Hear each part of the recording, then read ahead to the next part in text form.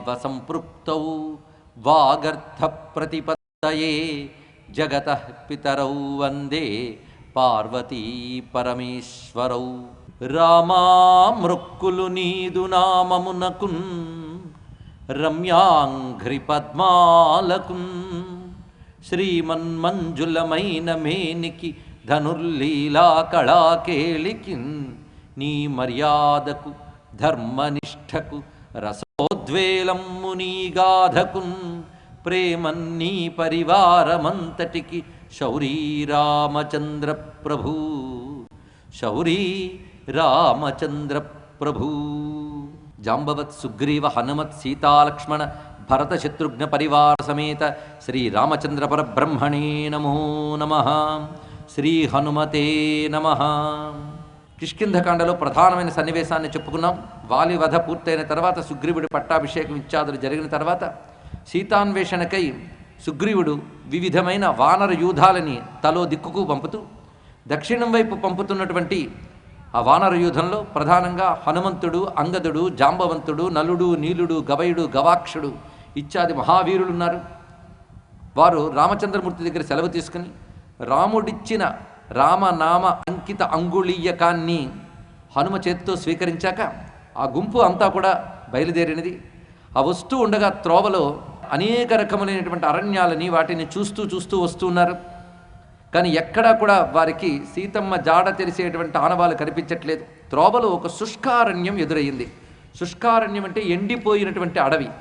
ఎక్కడ నీరు కానీ ఒక నీడ కానీ తినడానికి ఫలం కానీ చెట్టు కానీ కనబడనటువంటి ఇంచుమించు ఎడారి వలె ఉన్నటువంటి ఒక అరణ్యం ఎదురైంది. కండు అనేటువంటి ఒక మహర్షి తనకు కలిగిన దుఃఖ కారణంగా ఆ అరణ్యాన్ని శపించాడు. ఆ కారణం చేత అక్కడ పచ్చదనము, నీరు, ఫలము లేదు. మొత్తం వానర వీరులందరూ కూడా అలసిపోయారు. ఆకలి దప్పికతో బాధపడుతున్నారు. ప్రతివారు రొప్పుతూ ఉన్నారు. ఆ స్థితిలో ఉండగలిగిన వాడు ఒక్కడు హనుమంతుడే. యోగి ఆయన, ద్వంద్వాతీతుడు. ఆయన ఒక్కడు వీళ్ళందరినీ గమనిస్తూ ఉన్నాడు. కానీ వీళ్ళందరికీ ఏదైనా ఆహారము, జలము దొరికే అవకాశం ఉంటే బాగుండని చుట్టూ చూస్తున్నాడు. మహాత్ములు ఒక గుంపులో వెళుతున్నప్పుడు గుంపులో కలిసిపోతారు. అంతేగాని వారు ప్రత్యేకత అడుగడుగున చాటుకోవాలని ప్రయత్నించారు. ఇది తెలుసుకోవాలి. నలుగురితో నారాయణ, గుంపుతో గోవింద అంటే ఇదే. అంత మహానుభావుడైనా వాళ్ళతో పాటు కలిసి వాళ్ళలాగే సుఖదుఖాలు పొందుతున్నట్లుగా ఆంజనేయ స్వామి వారు అరణ్యంలో సంచరిస్తూ ఉండగా ఒక చోట కొన్ని పక్షులు ఎగురుతూ ఉండడం చూశాడు. హనుమ యొక్క గొప్పతనం ఇక్కడ తెలుసుకోవాలి. ప్రకృతి పరిశీలనలో కూడా ఆంజనేయ స్వామి గొప్పతనం. ఈ పక్షులు నీరు ఉన్న చోటు నుంచి మాత్రమే వస్తాయి. ఈ పక్షులు ఇక్కడ కనబడ్డాయంటే ఇక్కడ దగ్గర ఎక్కడో నీరు ఉంది అని చూస్తున్నాడు ఆంజనేయ స్వామి వారు. అవి గుహలోంచి రావడం గమనిస్తున్నాడు. వెంటనే ఆ గుహలోకి మనం వెళితే తప్పకుండా మనకి నీరు, పళ్ళు ఇవి దొరికే అవకాశం ఉన్నది అని చెప్పి మొత్తం వానర వీరులకి ఒక ఓదార్పును, ఉత్సాహాన్ని ఇచ్చి అందరూ కలిసి ఆ బిలంలో ప్రవేశించారు. అదొక పెద్ద బిలం ఆ లోపలి భాగంలో. ఆ ప్రవేశించి లోపలికి వెళుతూ ఉంటే అంతూ పొంతూ లేనట్టున్నది. అలసిపోతున్నారు. కొంత దూరం వెళ్ళాక ఆ బిలంలో ఒక ఆశ్చర్యకరమైనటువంటి దృశ్యం కనబడింది. అది ఒక రమ్యమైన భవనం. భూమి యందు కూడా అంత విచిత్రమైన భవనం ఎక్కడ చూడం. స్వర్ణము, రజతము మొదలైన ధాతువులతో నిర్మింపబడినటువంటి భవనము, అనేక దివ్య రత్నములు తాపినటువంటి భవనము, చక్కని కొలను, పచ్చని వృక్షములు. లోపల ప్రవేశించగానే ఒకానొక శాంతి, ఒక తృప్తి కలుగుతుంది. అసలు అందులో ప్రవేశిస్తేనే ఆకలి దప్పికలు తీరిపోతాయి అన్నంత గొప్పగా ఉన్నది. ఇదేమిటా అని అందరూ ఆశ్చర్యపోతున్నారు. ఇలాంటి దివ్యమైనటువంటి తపోభూములు దివ్య స్థలాల్లో ఉంటాయి. ఇది గుర్తుపెట్టుకోవాల్సిన అంశం. మామూలుగా మనకి వెళ్ళిపోతుంటే రాళ్లల్లాగా, గుహల్లాగా బయట వాళ్ళకి కనబడతాయి. కానీ లోపలికి వెళ్ళగలిగితే ఉంటాయి. అయితే వెళ్ళినా కొందరికి కనబడవు. ఎందుకంటే అవి సూక్ష్మ భూమికలో ఉంటాయి. అవి మనకు మామూలు కంటికి కనబడిన విధంగా ఉంటాయి అవి తపోభూములు. అక్కడున్న మహాత్ములు మనల్ని అనుగ్రహించితే అప్పుడు మనం దర్శనం చేయగలం. అంతేగాని మనం చూడాలని ప్రయత్నించి రీసెర్చ్ చేసినా దొరకవు. వాళ్ళ అనుగ్రహం ఉంటే కానీ దొరకదు. మొత్తానికి ఆ అద్భుతమైన భవనాన్ని చూసి వీళ్ళందరూ ఆశ్చర్యపోతూ ఉన్నారు. అక్కడ ఒక ఆమె కనిపించింది. ఆమె నారచీరలు ధరించి తపస్సుకు అనుగుణమైనటువంటి అలంకారంతో ఉంటూ మహా తపస్విని ఒక ఆమె గోచరించింది. ఆ తేజస్సు చూసి ఆశ్చర్యపోయిన వానర వీరులందరూ వాళ్ళకి అప్రయత్నంగా వాళ్ళ చేతులు దోయలింపబడి నమస్కరించాయి ఆమెని. ఆమె తేజస్సు అలా ఉన్నది. కానీ అంత గొప్ప తేజస్వినైన తపస్విని కనబడగానే వానరులు కొంత జంకి హనుమంతునికి వెనక్కి వచ్చారు. ఎందుకంటే పెద్దవాళ్ళతో చక్కగా మాట్లాడి కార్యసాధకత్వం చేయగలిగిన వాడు హనుమ ఒక్కడే. అందుకు హనుమంతుడు ముందు పెట్టి వీళ్ళందరూ వెనక్కి వెళ్ళారు. అప్పుడు ఆంజనేయ స్వామి వారు ఆ తల్లితో మాట్లాడుతున్నారు. అమ్మా, మేమందరం సుగ్రీవుని పనుపున బయలుదేరినటువంటి వానర వీరులము. సీతాన్వేషణకై బయలుదేరాం. సీతమ్మ జగదేక సార్వభౌముడైనటువంటి రామచంద్రమూర్తి యొక్క పత్ని. రామకార్యార్థమై వస్తూ ఉండగా మా వాళ్ళందరూ ఆకలి దప్పికలతో బాధపడుతూ ఉండగా ఇక్కడ నీరు ఉంటుందేమో అని ఆశతో వచ్చాను తల్లి, మీరెవరు అని ప్రశ్నించాడు ఆంజనేయుడు. వెంటనే ఆ తల్లి ప్రసన్నమైన వదనంతో మందహాసం చేసి చెప్తున్నది, నేను మేరు సావర్ణి అనే మహాత్ముని యొక్క పుత్రికను, నా పేరు స్వయంప్రభ అంటారు అని. ఈ స్వయంప్రభ వృత్తాంతం చాలా గొప్పది. రామాయణంలో ఇలాంటి స్త్రీమూర్తులు ఎందరు కనబడతారో తపస్వినైనటువంటి ఆమె మేరు సావర్ణి అంటే ఒక మనువతడు, అతడు యొక్క పుత్రిక ఆమె స్వయంప్రభ. ఈ దివ్యమైన భవనము మయుడు నిర్మాణం చేసినది. మయుడు అసుర శిల్పి, మానుషాతీతమైన అద్భుత నిర్మాణం చేయగలిగిన వాళ్ళు ఇద్దరున్నారు, విశ్వకర్మ మయుడు. ఈ మయుడు నిర్మాణం చేసినటువంటి అత్యద్భుతమైనటువంటి భవనం ఇది. ఇది అతడు హేమ అనే అప్సరస కానుగ్గా ఇచ్చాడు. ఆ హేమ నాకు స్నేహితురాలు. ఆమె నాకు నువ్వు ఇక్కడ ఉండు అని నాకు అప్పగించింది. నేను దీన్ని నా తపోభూమిగా మార్చుకుని ఇక్కడ తపస్సును ఆచరిస్తున్నాను అని చెప్తూ, మీకు కావలసినటువంటి ఆహార పదార్థం ఇక్కడ లభిస్తూ ఉన్నాయి, చక్కగా వీటిని పుచ్చుకుని దప్పిక తీర్చుకోండి, అటు తర్వాత మాట్లాడదాం అని చెప్పాక వారు అక్కడ ఉన్నటువంటి ఫలములు, ఇతర ఆహార పదార్థములు, జలములు స్వీకరించాక అందరూ బలాన్ని, తృప్తిని, పుష్టిని పొందారు. అప్పుడు హనుమ నమస్కారం చేసి, అమ్మా ఈ బిలంలో మేము చాలా దూరం వచ్చాం. ఎంత దూరం వచ్చామంటే తిరిగి మళ్ళీ మేము ఎక్కడికి వెళ్ళాలి, ఎలా వెళ్ళాలో తెలియనటువంటి పరిస్థితులు ఉన్నది. కనుక ఇక్కడ నువ్వు మార్గం చెప్పాలి అంటే ఒక గొప్ప మాట ఉన్నది, రామకార్యానికే సహకరించాలి. ఇక్కడ వీళ్ళు బయలుదేరేటప్పటికే రామకార్యం కోసమని కొందరు కాచు కూర్చున్నారు. రామకార్యానికి సహకరించడం చాలా ముఖ్యం. హనుమ బయలుదేరిందే రామకార్యానికి. రామకార్యం అంటే రాముడి కార్యం కదా. అంటే ఒకరి పని కోసం ఇంతమంది ఎందుకు సిద్ధపడ్డారంటే రాముడికి తన కార్యం ఏదీ లేదు. రాముడి కార్యం అంటే లోక కళ్యాణం, ఇది తెలుసుకోవాలి. రామకార్యం అనగా లోక కళ్యాణం. రామకాజ్ కర్వేకో ఆతిర్ అన్నారు ఇక్కడ. రామకాజ్ కర్వేకో ఆతిర్, రామకార్యం చేయాలని పరమ ఉబలాట పడిపోతుంటాడు హనుమంతుడు. ఎందుకు అంటే అది లోకరక్షణ, లోకక్షేమం గనక. సీతమ్మని తీసుకురావడం, రావణ్ణి సంహరించి సీతను కాపాడడం మిష. ఆ మిష చూపించి ఆయన చేయదలుచుకున్నది లోకాన్ని నిష్కంటకం చేయాలని, అధర్మాన్ని తొలగించి ధర్మాన్ని ప్రతిష్ఠ చేయాలని, జగతి క్షేమం కలిగించాలని వచ్చినటువంటి వాడు. అందుకే లోకక్షేమం కోరే ఋషులందరూ కూడా దానికై బయలుదేరిన రామునికి తమదైనటువంటి తపస్సును ధారపోయడం మనం మొదటి నుంచి గమనిస్తున్నాం. అందుకే తమ వంతు సహకారం చేయాలి రామకార్యానికి. అప్పుడు స్వయంప్రభ, మీరందరూ ఇప్పుడు కళ్ళు మూసుకుని తెరిచేటప్పటికల్లా ఈ బిలానికి బయట ఉండవలసిన చోట ఉంటారు అని చెప్పింది ఆ తల్లి. ఆమె తపశ్శక్తి చేత వీరందరూ కూడాను కళ్ళు మూసి తెరిచే లోపల ఒక సముద్ర తీరానికి చేరుకున్నారు. అక్కడ ఒక పర్వతం ఉన్నది. ఆ పర్వతం మీద వాళ్ళు చూస్తున్నారు, ఎదురుగా సముద్రం. ఇక్కడికి వచ్చేమిటా అని ఆశ్చర్యపోతున్నారు. ఇక్కడ కొంచెం జాగ్రత్తగా వింటే ఒక తెలివైన ప్రశ్న వేయచ్చు, లేదా తెలివైనది అనుకునే ప్రశ్న వేయచ్చు. కళ్ళు మూసుకు తెరిస్తే చాలు బిలానికి బయట ఉండేటట్టు చేసిన ఆవిడ కళ్ళు మూసుకు తెరిచి చాలు సీతమ్మ దగ్గర ఉండేటట్టు చేయొచ్చు కదా. ఇది తెలుసుకోవాలి. అన్నీ ఒకరు చేసి పెట్టేయాలని ఎప్పుడు అనుకోకూడదు. ఒకరు తమ వంతు సహాయం కొంత చేస్తారు, మిగిలింది మనం చేయాలి. అన్నీ ఒకరి చేత చేయించుకోకూడదు, ఇది కూడా తెలియాలి ఇక్కడ. కనుక ఒక్కొక్కరు వారి వంతు కర్తవ్యం చేస్తూ ఉండాలి. కనుక అవతలి వాళ్ళ సహాయం తీసుకోవడం మంచిది, కానీ మొత్తం వాళ్ళ చేతే చేయించుకోవడం అది అసలు కార్యసాధకుల లక్షణం కాదు. ఎందుకంటే తమంతా తాము సాధించుకోవాలి. ఇక్కడ పెద్దలైనా సరే మనకు మార్గనిర్దేశం చేస్తారు, వారిదైన సహాయాన్ని ఇస్తారు. మన వంతు ప్రయత్నం మనం చేయాలి. అరటిపండు గురించి నోట్లో పెట్టినంత వరకు పర్వాలేదు, కానీ ఆ తర్వాత కొరకడమైన వాడు చేయాలి కదా ఇక్కడ. కనుక తమదంతు ప్రయత్నం తాము చేస్తే ఏదైనా సాధిస్తారు, కానీ అన్నీ ఇంకొకరి వల్ల పొందాలనుకోకూడదని దీనిలో ఉన్నటువంటి ఒక ఆంతర్యం. మొత్తానికి ఇప్పుడు వాళ్ళందరూ అక్కడికి చేరారు. ఆ పర్వతంపై చూస్తున్నారు. అప్పటికే బిలంలోకి ప్రవేశించి స్వయంప్రభా దర్శనం అయ్యేటప్పటికే అక్కడ సుగ్రీవుడు పెట్టిన గడువు దాటిపోయింది. గడువు పెట్టాడు సుగ్రీవుడు, ఈ లోపల మీరు అందరూ వచ్చి చెప్పాలని. మిగిలిన వాళ్ళందరూ గడువు లోపల వచ్చి మా వల్ల కాలేదని చెప్పారు. వెళ్ళని వాళ్ళు ఇంకా దక్షిణం వైపు వాళ్ళు తిరిగి వెళ్ళలేదు. ఆశ కూడా వీళ్ళ వైపు ఉంది. ఇక్కడ గడువు దాటిపోయింది. గడువు దాటిపోయిందంటే సుగ్రీవాజ్ఞ అని ఒక మాట ఉన్నది ఇక్కడ. సుగ్రీవాజ్ఞ చండశాసనుడు. గడువు ఎందుకు పెడతారు అది కూడా తెలియాలండి. గడువు కానీ పెట్టుకోకపోతే పనులు ఇంకా వాయిదాలు అయిపోతూ ఉంటాయి ఇక్కడ. అందుకే కొన్ని డెడ్ లైన్స్ గడువులు పెట్టుకోవాలి, పెడితేనే ఆ గడువు లోపల పనులు జరుగుతాయి ఇక్కడ. అలాంటిది గడువు దాటిపోతుంది. బెలంలో ఉండగానే గడువు దాటిపోయింది. ఇప్పుడు ఎక్కడ ఏ విధంగా ముందుకు వెళ్ళాలో తెలియని పరిస్థితి ఏర్పడింది. ఆ స్థితిలో అక్కడ ఉన్నటువంటి వానరులందరిలో కొంత నిరుత్సాహం ఏర్పడింది. ఆ ఏర్పడిన సమయంలో అక్కడ ఉన్న వాళ్ళలో కుర్రవాడు అంగదుడు. కొంచెం కుర్రవారికి ఉత్సాహం ఎక్కువ, నిరుత్సాహం తొందరగానే వచ్చేస్తుంటుంది. తొందరపాటు ఎక్కువ కదా. అందుకు అతడు చూస్తూ అనుకుంటున్నాడు, మొత్తానికి మన పరిస్థితి ఎలా ఉన్నది అంటే, ఇప్పుడు మనం గడువు దాటిపోయాం.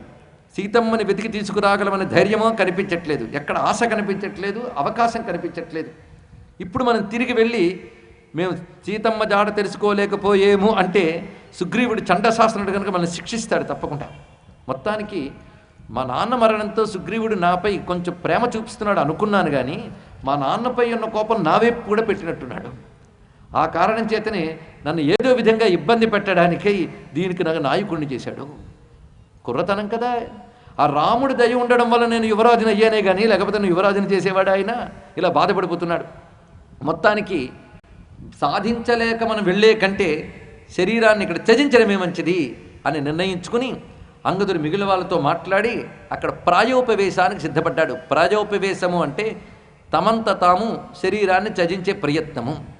దానికి సిద్ధపడుతూ ఉంటే అప్పుడు ఒక మాట అనుకున్నారు, రామకార్యాన్ని సాధించలేకపోయినా రామకార్యం నిమిత్తం ప్రాణాలు అర్పించిన గొప్పయువులా అన్నారు. అంతే. ఇక్కడ ఈ జటాయువు వలె అనే మాటకి అక్కడ అప్పుడే ఒక పక్షి వచ్చింది. ఇక్కడ ఆ పక్షి మామూలు పక్షి కాదు, జటాయువు అంతున్నది పెద్ద పక్షి. ఆ పక్షి ఏదో తన శరీరాన్ని ఈడ్చుకుంటూ తీసుకొచ్చింది, ఎగిరెగిరి కాదు, అది ఈడ్చుకుంటూ వచ్చింది. వీళ్ళందరూ ప్రాయోపవేశం చేసి శరీరాన్ని త్యజిస్తామన్న మాటలు విన్నది. ఓహో, వీళ్ళందరూ శరీరం త్యజిస్తే నాకు మంచి ఆహారం దొరుకుతుందని ఎదురు చూస్తున్నాం. అక్కడ ఎప్పుడైతే వీళ్ళు జటాయువు అని పేరు విన్నారో వెంటనే జటాయువు అని పేరు చెప్తున్నటువంటి మీరెవరు ఏమిటి అని అడగగానే వాళ్ళందరూ ఆ దగ్గరికి వచ్చారు. ఆమె కొంచెం సాయం చేశారు. ఆ పక్షి అక్కడ కూర్చున్నది. కూర్చున్న తర్వాత మీరు జటాయువుని పేరెందుకన్నారు, ఏమిటి విషయం అంటే, జటాయువు రామకార్యం కోసం శరీరాన్ని త్యజించినటువంటి మహానుభావుడు, సాక్షాత్ గరుత్మంతుని వంశానికి చెందినటువంటి వాడు, ఆయన అనూరుడి యొక్క పుత్రుడు అని చెప్తే అప్పుడు ఒక్కసారి జటాయువుకి ఏమైనది అని అడిగాడు. ఆ జటాయువు చరిత్ర అంతా చెప్పారు. రామకార్యం కోసం శరీరాన్ని త్యజించారని. వెంటనే భోరుమని విలపించాడు ఆ పక్షి. జటాయువు ఇన్నాళ్ళు ఎక్కడున్నాడా అని వేదనతో ఉన్న నాకు ఆయన జాడ తెలిసింది అని సంతోషిస్తుంటే ఆయన మరణించాడని వార్త కూడా తెలిసింది, ఎంతో దుఃఖితున్నవుతున్నాను అని చెప్పి వాళ్ళ సాయంతో అక్కడ జలముల వద్దకు వెళ్ళి తర్పణ విడిచిపెట్టాడు. అప్పుడు చెప్తున్నాడు ఆయన, నా పేరు సంపాతి, నేను జటాయువు ఇద్దరం కూడా అన్నదమ్ములం. మనం చెప్పుకున్న వాళ్ళు ఎవరి యొక్క తనయులు, వినత యొక్క సంతానమైనటువంటి అరుణుని యొక్క తనయులు వీళ్ళు. అరుణుడి యొక్క భార్య శేని, వాళ్ళిద్దరి సంతానము జటాయువు సంపాతి. అందులో ఈ సంపాతి పెద్దవాడు. ఈ సంపాతి జటాయువు కలిసి చిన్నప్పుడు ఒక పందెం పెట్టుకున్నారు, మనం సూర్యమండలం దాకా వెళదాము అని. అలా వెళ్ళగలిగేటువంటి శక్తి ఉన్న పక్షులు, మామూలు పక్షులు కారు వాళ్ళిద్దరూ కూడా. అయితే సూర్యమండలం అంత తేలిక కాదు వారికి కూడా, ఎందుకంటే ఒక్కొక్కరు ఒక్కొక్క గగన పథంలో సంచరిస్తూ ఉంటారు. ఇక్కడ వీళ్ళు వెళ్ళగలిగిన మార్గం ద్వారా సూర్యుని చేరడం కష్టమే, కానీ ఆ ఉత్సాహం అలాంటిది. ఆ వయస్సులో ఇద్దరూ బయలుదేరారు. ఆ సూర్యమండలంకి ఇంక చేరలేక ఆ వేడి తాపం తట్టుకోలేని పరిస్థితిలో జటాయువు నిలవలేకపోతున్నాడు అని గమనించి సంపాతి తన సోదరుణ్ణి కాపాడడానికి తన రెక్కలు అడ్డుపెట్టాడు. ఆ రెక్కలు అడ్డుపెట్టిన తర్వాత అప్పటికే కళ్ళు తిరుగున్నటువంటి జటాయువు ఎక్కడ పడ్డాడో కానీ ఆయన పడిపోయాడు ఒక చోట. ఇతనికి రెక్కలు కాలిపోయాయి. ఆ కాలిన రెక్కలతో నేను ఇక్కడ పడ్డాను, నా సోదరుడు ఎక్కడ పడ్డాడో నాకు ఇప్పటి వరకు తెలియలేదు, ఇప్పుడు మీరు చెప్తే తెలిసినది. అప్పటి నుంచి పడి ఇక్కడే నేను తిరుగుతున్నాను. ఈ సమయంలో నేను ఎవరైనా రక్షిస్తారా అని ఆశతో తిరుగుతూ ఉంటే, ఎందుకంటే మహర్షులు తపశ్శక్తి సంపన్నులు అరణ్యాల్లో ఉంటారు, ఏ ఒక్కడికి దయ పుట్టినా నాకు తిరిగి రెక్కలు వస్తాయని ఆశతో ఉండేవాడిని. అంతేకాదు నాకు పుత్రుడున్నాడు. ఇక్కడ ఈ స్థితిలోనే నేను ఉంటూ ఉండగా నాకు కాపురము సంతానం ఉన్నది. సుపార్శ్వుడు అనేటువంటి వాడు. మీరు ఇక్కడ పడుతున్నటువంటి వేదన బట్టి నేను గమనిస్తున్న విషయం ఏంటంటే, సీతమ్మ జాడ తెలుసుకోవడానికి వచ్చారని తెలుసుకున్నాం. అతడు ఎవరో నాకు తెలుసు, రావణుడు. ఎందుకంటే మాకో దృష్టి ఉన్నది, దూరంగా చూడగలిగే దృష్టి. ఆ రావణుడు ఆ సీతని లంకలో పెట్టి ఉంచాడు. నా పుత్రుడు సుపార్శ్వుడు కూడా ఈ విషయాన్ని నాకు చెప్పాడు ఒకసారి. అయితే మీకు నేను చేయగలిగే సాయం ఏంటంటే, అది ఎక్కడుంది, అంత దూరం ఉంది, వివరములు చెప్పగలను, ఎలా వెళ్ళాలో చెప్తాను, అంతవరకు నేను చేయగలను. ఎందుకంటే నాకు రెక్కలు తెగిపడి ఏదో శరీరాన్ని ఈడ్చుకుంటూ కాలక్షేపం చేస్తున్న సమయంలో నాకు కలిగిన సంతానం ద్వారా అతడు తెచ్చే ఆహారంతో పోషింపబడుతూ ఉన్నటువంటి వాడిని నేను. ఒకప్పుడు నిశాకరుడు అనేటువంటి ఒక మహర్షి ఆశ్రమాన్ని నేను చూశాను.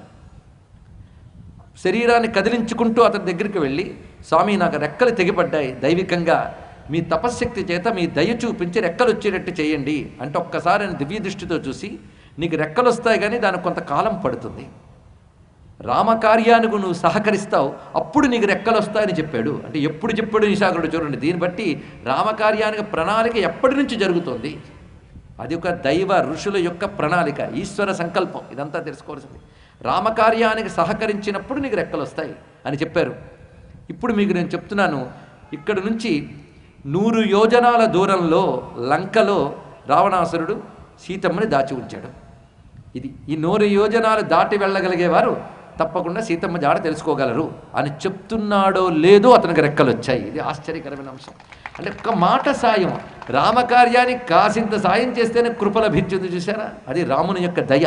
అంటే రాముడి దయ పరోక్షంలో కూడా ఎలా కనబడుతుందో చూడండి. ఇక్కడ ఆ రెక్కలు వచ్చి ఆయన ఒక్కసారి ఆనంద పరవశురై, ఎన్నేళ్ల తర్వాత వచ్చే రెక్కలు, ఆనంద పరవశురై వాళ్ళందరినీ చూసి అభినందించి కృతజ్ఞతలు చెప్పి కొత్తగా వచ్చిన రెక్కల్లో కొత్త ఉత్సాహంతో ఎగిరి వెళ్ళాడు ఆయన.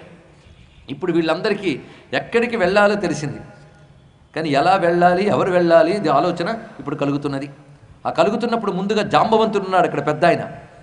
ఆయన ప్రతివారిని వారి వారి యొక్క శక్తులు ఎంత తెలుసుకోవడానికి ప్రయత్నిస్తున్నాడు. ఇప్పుడు మనకి 100 యోజనాలు ఇలా వెళ్ళి ఎగరగలిగితే లంకకి వెళ్ళొచ్చని తెలిసింది సంపాతి వల్ల. ఇక్కడ ఉన్న వాళ్ళు ఎవరు ఎన్ని యోజనాలు ఎగరగలరో చెప్తారా అని అడిగారు. ఒక్కొక్క వానర వీరుడు వాడి శక్తిని చెప్పడం మొదలుపెట్టాడు. ఒకడు 10 యోజనాలు వెళ్ళగలనండి అన్నాడు, ఇంకోటి 20, ఇంకోటి 30, ఒకటి 40, ఒకటి 50, ఇలా ప్రతి వాళ్ళు చెప్పారు. కానీ ఏ ఒక్కరు 100 యోజనాలు అని గ్యారంటీ ఎవడు ఇవ్వలేదు. అంగదుడు మాత్రం అన్నాడు 100 యోజనాలు వెళ్ళగలను కానీ తిరిగి రాగలనో లేదో తెలియదు అన్నాడు ఆయన. అది నిష్ప్రయోజనమే. ఇప్పుడు ఆయన చెప్పుకుంటున్నాడు జాంబవంతుడు, తన శక్తి చెప్పాలి కదా. ఇప్పుడు నేను చాలా పెద్దవాడిని, ఎంత పెద్దవాడిని అంటే నా వయస్సు మీరు లెక్క కట్టలేరు, అంత పెద్దవాడిని. నారాయణుడు వామనావతారం ధరించినప్పుడు ఆ స్వామి త్రివిక్రముడైనప్పుడు ఆయనకు ప్రదక్షిణ చేశాను నేను మొత్తం భూమండలాన్ని ప్రదక్షిణ చేయగలిగాను. అప్పుడు ఆ యవ్వనంలో ఉన్నప్పుడు ఆ బలం, ఆ ఉత్సాహం ఉన్నాయి. ఇప్పుడు వయస్సు మీద పడింది కదా, అందుకు నేను వెళ్ళలేను. మహా కష్టపడితే నేను 90 యోజనాల వరకు వెళ్ళగలను అంతే, కానీ నా వల్ల కాదు. ఇలా ప్రతి వాళ్ళు కూడాను వాళ్ళ అశక్తత చెప్పారు. ఒకడు ఏమీ చెప్పకుండా ఒక దగ్గర మౌనంగా ఉన్నాడు, ఆయన దగ్గరికి వెళ్ళాడు ఇప్పుడు జాంబవంతుడు. ఆ కూర్చున్నటువంటి ఆ యోగి సాక్షాత్ ఆంజనేయ స్వామి వారు, ఆయన వద్దకు వెళ్ళాడు జాంబవంతుడు. ఇక్కడ మాట్లాడుతున్నది నువ్వు ఎన్ని యోజనాలు వెళ్ళగలవు అని ప్రశ్నించలేదు జాంబవంతుడు. ఆయన దగ్గరికి వెళ్ళి 100 యోజనాలు వెళ్ళి క్షేమంగా రాగలిగేవాడు నువ్వు మాత్రమే ఓ ఆంజనేయ అన్నాడు. ఇక్కడ జాంబవంతుడు చెప్తున్న మాట ఇది. ఇప్పుడు మనకు మరో ప్రశ్న రావాలి. ఆ ప్రశ్నలన్నీ వస్తాయో లేవో ఉంది, నేనే వేసి చెప్తున్నాను. ఇక్కడ హనుమంతుడు ఎగరగలిగాడని తెలిసినప్పుడు వీళ్ళందరినీ ఎందుకు అడగడం? తిన్నగా ఆయన దగ్గరికి వెళ్ళి వెళ్ళగలగు అంటే అయిపోయింది కదా. అంటే ఇక్కడ తెలుసుకోవాలి మ్యాన్ మేనేజ్మెంట్, మొన్న చెప్పుకున్నా ఇక్కడ హ్యూమన్ మేనేజ్మెంట్. అక్కడ ఒక మేనేజ్మెంట్ స్కిల్స్ చూపిస్తున్నాడు ఇక్కడ జాంబవంతుడు. ఎప్పుడు గుంపు పనికి వెళ్ళినప్పుడు ఒకడికే ప్రాధాన్యం ఇస్తున్నట్టు కనబడకూడదు. అందులో సమర్థుడు ఒక్కడే ఉంటాడు, కానీ సమర్థత ఎలా చూపించాలి. ఒకవేళ వీళ్ళెవరిని అడగకుండా జాంబవంతుడు హనుమంతుడినే పంపి ఉంటే ఏమయ్యేదో మనం ఊహిద్దాం కాసేపు. హనుమంతుడు సాధించుకొచ్చేవాడు. తర్వాత ఈ వానరులందరూ మమ్మల్ని అడగలేదు కానీ లేకపోతే ఆ పాటి పని మేమేం చెయ్యమా అంటారు. అందుకు ముందు వాళ్ళని అడిగి వాళ్ళ చేత మా వల్ల కాదు అనిపించి అప్పుడు ఈయన గొప్పతనం చూపించాడు. ఇది తెలుసుకోవాల్సినటువంటి అంశం. ఇక్కడ ఎలా పని సాధించాలో 10 మందితో పని చేయించేవాడి నేర్పరితనం. ఇందులో ఎవరిని తక్కువ చేయలేదు, వాళ్ళ వల్లే చూపించాడు. తనది ఆసక్తి చెప్పాడు. ఎవడు శక్తుడు చెప్తున్నాడు సమర్థుడు. ఇప్పుడు అంటున్నాడు బలం బుద్ధిశ్చ తేజశ్చ సత్వంచ హరిపుంగవ విశిష్టం సర్వభూతేషు కిమాత్మానం నబుధ్యసి. ఇక్కడ ఈ ఘట్టం చాలా ముఖ్యం. కిష్కింధ పూర్తవుతూ సుందరకాండ ప్రారంభం అవుతున్నటువంటి సంధి. ఈ ఘట్టం ఒక మంత్రఘట్టం. కొన్ని ఘట్టాల్లో ధర్మరహస్యాలు, రాజనీతి రహస్యాలు, దేవతా రహస్యాలు ఇలా ఉంటాయి. ఈ ఘట్టంలో ఒక మంత్రశక్తి రహస్యాలను చూపిస్తున్నాడు ఇక్కడ వాల్మీకి. అందుకే శ్రద్ధాభక్తులతో ఇక్కడ మనం గమనించవలసినటువంటి అంశం ఇది. ఇప్పటి వరకు మనం హనుమంతుడిని చూసాం, ఆయన పరాక్రమాన్ని ఎక్కడా చూడలేదు, ఆయన తెలివితేటలు మాత్రం చూసాం. హనుమంతుడు తెలివైన వాడుగానే ఉన్నాడు, అందుకే మంత్రిగానే ఉన్నాడు. ఆయన తన ప్రతాపం తాను ఎక్కడ ప్రకటించలేదు ఇప్పటి వరకు. అసలు తానకు అంత ప్రతాపం ఉందని కూడా ఆయనకు తెలియదు. అలాంటి స్థితిలో ఉన్నాడు. కనుకనే అక్కడున్న వానర వీరులందరికీ కూడా హనుమంతుడు అంటే గొప్ప జ్ఞాని అంతే తెలుసు. కానీ మహాబలపరాక్రమ సంపన్నుడన్న విషయం ఇంకెవ్వరికి పూర్తిగా అక్కడ అవగతం కాలేదు. అవగతమయ్యే పనేమి ఇంతవరకు స్వామివారు చేయలేదు. ఇప్పుడు చేయబోతున్నారు. అంటే ఇంతవరకు యోగాంజనేయుడిగా ఉన్న స్వామివారు ఇప్పుడు వీరాంజనేయుడిగా మారబోతున్నాడు. అభయాంజనేయుడు, ఆనందాంజనేయుడు, యోగాంజనేయుడు, వీరాంజనేయుడుగా తన స్వరూపాన్ని మార్చబోతున్న ఈ ఘట్టం ఒక మంత్రస్వరూపాన్ని ఆవిష్కరిస్తున్నది. ఆ మంత్రమూర్తి అయిన హనుమ మనకు దర్శనం ఇవ్వబోతున్నాడు. అంటున్నాడు జాంబవంతుడు, బలం బుద్ధిశ్చ తేజశ్చ సత్వంచ హరిపుంగవ.